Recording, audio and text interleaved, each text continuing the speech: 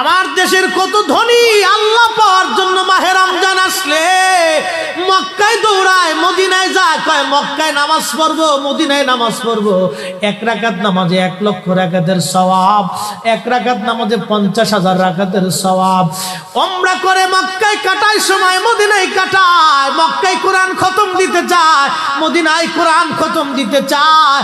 সওয়াব মাহে রমজানে অগণিত সওয়াবের আশায় ব্যক্তিগুলি আল্লাহর ঘরে হাজিরা দেয়, কিন্তু বাড়ির পাশে গ্রামের কত গরিব মানুষ টাকার অভাবে বাবা ভালো ইফতার করতে পারে না, টাকার অভাবে কত মা ভালো সেহরি করে রোজা রাখতে পারে না।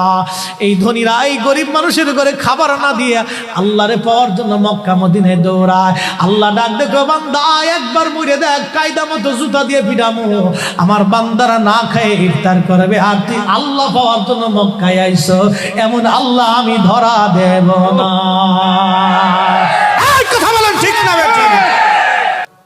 আমার দেশের কত ধনী আল্লাহ পাওয়ার জন্য মাহে রমজান আসলে মক্কায় দৌড়ায়, মদিনায় যায়, কয় মক্কায় নামাজ পড়বো, মদিনায় নামাজ পড়বো।